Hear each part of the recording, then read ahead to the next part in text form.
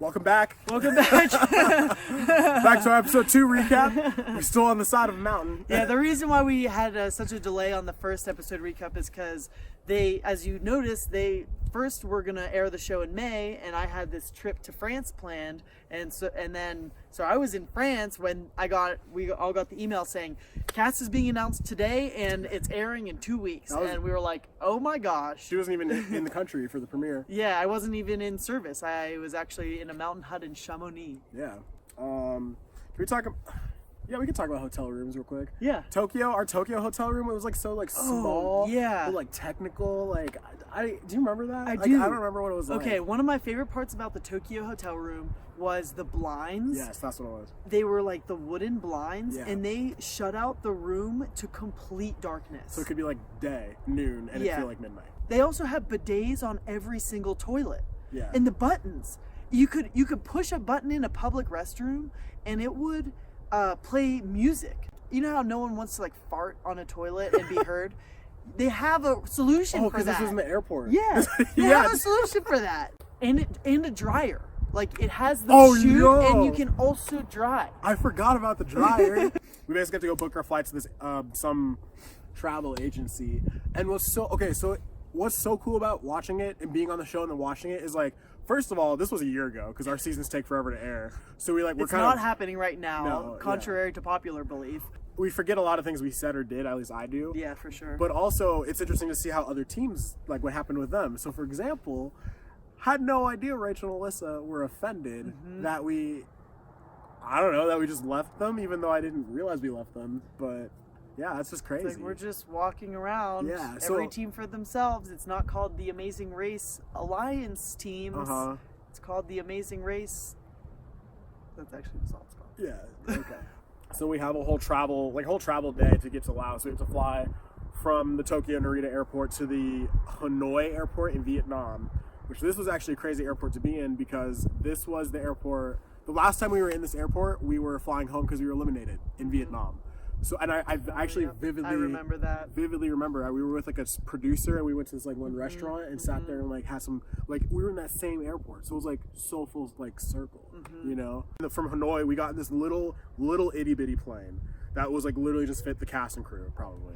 And we fly from there to Luang Prabang in Laos. And so we got in tuk-tuks, and this is another one of those times where we're traveling and now it's race mode and we're trying to be, in our intense race mode, and then we get to the hotel where we had to wait for the courier. And it's like, okay, we're not actually going to find the courier because he's not going to be here until the morning. We swam in the little pool there, and which was fun and nice relaxing way to connect with the cast. And yeah, we slept on the floor, which for us was fine. I think for other people, they have more trouble sleeping in uncomfortable positions, but we're both pretty low maintenance. Though there was a gecko in the room, and Brittany and Janelle talk about it, and it makes a crazy loud sound. Yeah. I had no idea what it was. And it literally sounds like it's saying gecko. Is it? Yeah. Like, what's Do you remember that? Like, I just remember it being like... No, but then it was like gecko. Oh. But like, am I wrong? I think it does. I wish I could watch Brittany and Janelle just the whole time. Because we love them. They're hilarious. And Brittany's storytelling of like recapping how things happened has made me laugh harder than anything else. Yeah. During the She's like, so I was here and then they were there and my hair was like this. Yeah, and we're just running through the streets yelling English, English, English. We love them. Courier comes, stress is high again. All right, so we get the clue and then we have to go find this like palace or temple. But they basically told us like when the monks come, do not make eye contact, keep your heads down, do not talk. I was like, oh frick, this is like holy. I remember in that moment consciously thinking like, I'm on the Amazing Race. I'm giving offerings to these Buddhist monks. Like, who the frick is doing this right now? You know what I mean? So like, this is cool. And it's a nice like within the stress. It's really nice to have these like created moments of okay, all I have to do right now is to be calm. Yeah.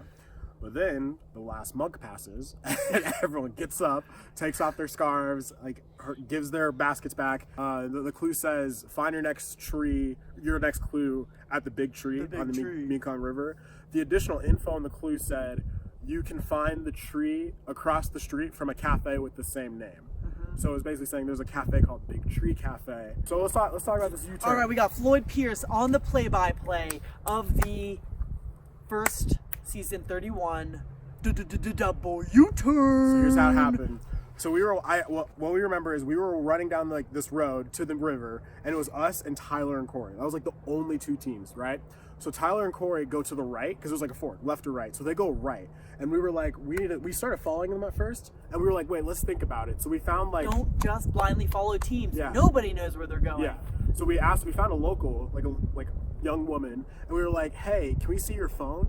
And we eventually figured out Big Tree Cafe, we had her look it up on Google Maps, and it was Big Tree Cafe right down the road to the left. So we were like, Tyler and Corey went that way, we're gonna go to the left. So we started sprinting down there, eventually see our faces on the U-turn board, and like we're like, that was just so shocking, because we were like, we don't think we're like the biggest threat here. And immediately I was starting to think, is there some conspiracy going on amongst a bunch of teams like about us? We saw Rachel and Alyssa U-turned us, which we had no idea we offended them in any way. So, and come on, if you're in first place, that is not the time you use U-turn. U-turns are for people in last place trying to survive. That's the survival mode move. It's not like I'm in first place right now, we have to use a U-turn. I don't know. I feel like you can use it in first place. Yeah. If you think there's a really strong team behind Floyd's you. more ruthless on it. I don't know. I thought that was like, they just wanted to give us a little extra fun. Luang Prabang experience. Yes. Neither of us remember the Afghanimals literally handing us Tyler and Corey's photo. I don't remember They were that. about to U-turn Tyler and Corey. Yeah. Well, and so what I was thinking, because in this moment we thought... Here, you do it. Yeah, no, literally. In this moment, I remember what I was thinking, is that I assumed, because the only team we knew that was behind us was Tyler and Corey, as we just said, which is why we ultimately decided to U-turn them. And we were like, we were saying, and so when the Afghanimals just like gave us their photo, we assumed like they knew what we knew, right? And we were like, they confirmed it. And I remember we argued with them a little bit. We were like, wait, are there other Shouldn't teams? we do a weaker team just in case? Like, full disclosure, they don't know this. Yeah. We were going to U-turn Chris and Brett. That was our first choice. We did have their photo in our hand. But we were like, are there any other teams behind us? And they were like, no, you don't know. You just don't know. Which was true, but like they were like, I remember they said, no, all the teams have already passed. Yeah, all the teams this is passed. like classic Afghanimals move. It did not feel good to U-turn a team that we were so excited to race with. Yeah, I was texting Corey before the race. Like Corey and I like had each other's number. Like we kind of unofficially went into this race with an alliance with Tyler and Corey, and all of a sudden it just like crumbled. We just like destroyed that. So ABC or barbecue. We got to do both. Yeah, ABC and barbecue. We started with barbecue. We knew it was not our destiny to be eliminated in the second leg. Yeah. That like we knew that wasn't true. So we just had to stay focused and do our best. And I was still, I remember what I was thinking. I was still like, is there a larger conspiracy going on against us? I couldn't stop thinking that, because I was like, what did we do? We were the lowest. Floyd's like, why does everybody hate me? We were the lowest placing race team in Tokyo. That wasn't Art and JJ. Like, what the frick? So we found the barbecue spot, and yeah, the tricky part was like finding the fish and finding the duck, and the universal language of the fish. Yeah. Bloop bloop. Yeah. We were standing there, and Tyler and Corey run up, and we're like, frick. I was like, frick. Yeah. Because we didn't know how long that other side of the detour was, but speaking of the Lao alphabet, so we pretty much knew exactly where to go. So we run up to this school, and we saw Rupert and Laura there, and we're like, oh my gosh, yeah, we're fully in this. This is amazing. I think it was at that point we were like, we good. Like, yeah, we good. I mean? That was fun. Like, I don't know, you just had the pictures, and it was all like, it was like the same 5 words, like Sounds. no, go, no, like same 5 ones, but just like all tonal variations, like But I had multiple people after the episode come up to me like saying like, how did you guys do that so fast? And I'm like, we actually did that really fast. Yeah, Floyd's a mastermind in the school realm. In the school realm? Yeah.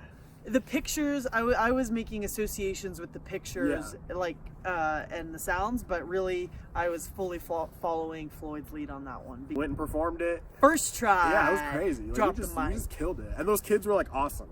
It was fun. The classrooms are fun. I wanted to go and like shake the kids' hands and stuff, but we were still covered in like hands fish were guts. nasty. Yeah, duck and fish guts. We're like, we're gonna give you salmonella if we touch you. Yeah, we're so not we gonna didn't do touch that. them. And so at that point, we were at an all-time high. We were like, we are in this race. We're passing teams. We are killing the game. Yeah, that's when I like dove on. We dove like on the bottom of the tuk-tuk. There's actually no good reason. I don't know. It just In the moment, it seemed felt like right. the right thing it to felt do. Was so like good high. in the moment. Yeah. So yeah, we made our way to the Elephant Village, which is a place in Luang Prabang that takes elephants out of like harsh work environments because there's a lot of logging, I guess, around there, and puts them in a place where they just have a little are cared for better, and it also employs the indigenous community to work with the elephants. I got to ride an elephant. I got to look into the eyes of an elephant. The goal then was to say the words pai pai, pai pai, and apparently there's a very specific way to say pai pai. I don't actually know if the pronunciation mattered. I don't know if the words actually mattered.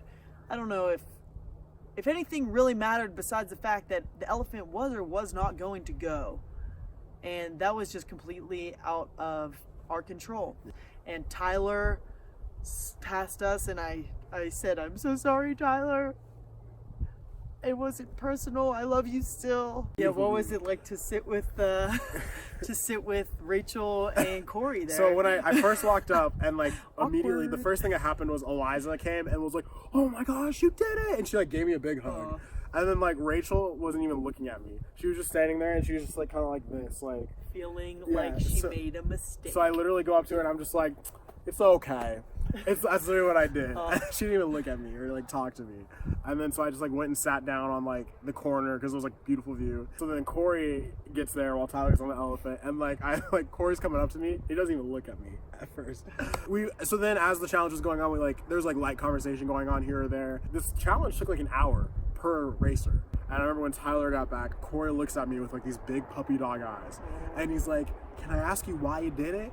Aww. And I was like, "Corey, listen, it was just for survival. We weren't trying to U-turn you. Like, we love you guys." And he's like, "Okay." Then he leaves because he's like, he doesn't know if we're about to get eliminated, you know. So I was like, you know, for all he knew, like that could have been the last words. And then eventually, all the teams were gone, and it was just me and Laura sitting there in silence.